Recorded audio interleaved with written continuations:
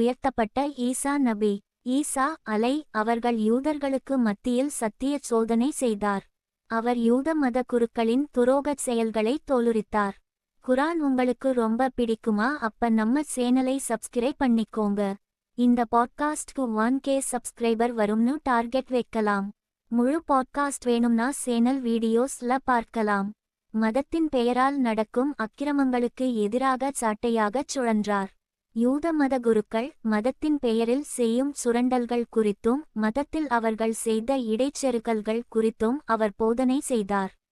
யூதர்கள் சதி செய்வதில் வல்லவர்கள், துரோகம் செய்வது அவர்களின் கூடப்பிறந்த குணம். எனவே இயேசு என அழைக்கப்படும் ஈசா அலை அவர்களை அன்றைய அரசுக்கு எதிராக செயல்படுபவராகச் சித்தரித்தனர். யூத மதத்தை நிந்தனை செய்வதாகவும் கூறினர். யூத குருக்களின் சதியால் ஈசா நபியை கொலை செய்வதற்கான சதித்திட்டமும் தீட்டப்பட்டது. யூதர்களின் இச்சதிக்கு ஈசா நபியுடன் கூட இருந்த ஒருவன் துணை நின்றான். சதி நடவடிக்கை குறித்து ஈசா நபி அறிந்து கொண்டார். தன்னை இச்சதியில் இருந்து பாதுகாக்கும்படி அல்லாஹ்விடம் அவர் பிரார்த்தித்தார். இறுதி நபியின் உம்மத்தில் மீண்டும் அவர் வருவதற்காகவும் பிரார்த்தித்தார்.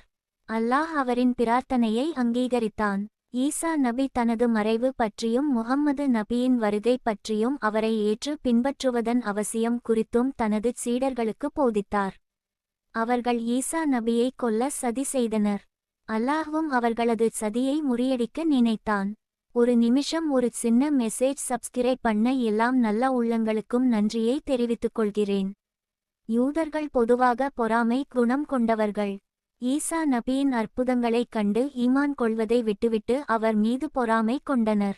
இதனால் அரசனிடம் முறையிட்டு ஈசா நபியை கொல்வதற்கான கட்டளையை பெற்றனர்.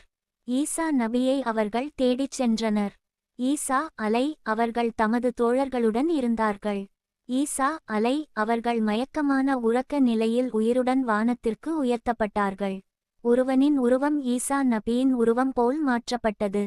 அப்படி உருவம் மாற்றப்பட்டவர் துரோகியாக வர்ணிக்கப்படுகிறார், தியாகியாகவும் வர்ணிக்கப்படுகிறார். ஈசா நபியை அடையாளம் காட்ட வந்த துரோகியின் உருவம் ஈசா நபியின் உருவம் போல் மாற்றப்பட்டது. வந்தவர்கள் அவரை ஈசா என நினைத்து அழைத்து கொண்டு சென்று சிலுவையில் அறைந்தனர் என்றும் கூறப்பட்டுள்ளது. ஈசா அலை அவர்கள் தன்னுடைய தோழர்களிடத்தில் தனது உருவத்தில் மாற்றப்பட்டு தனக்காக உயிர்த்தியாகம் செய்யப்போவது யார் என்று கேட்டபோது ஒரு சீடர் முன்வந்ததாகவும் ஈசா நபியை பிடிக்க வந்தவர்கள் அவரையே பிடித்துச் சென்றதாகவும் கூறப்படுகின்றது. ஈசா நபி அவருக்கு சுவனம் கிடைக்கும் என நன்மாராயம் கூறினார்கள். எப்படியோ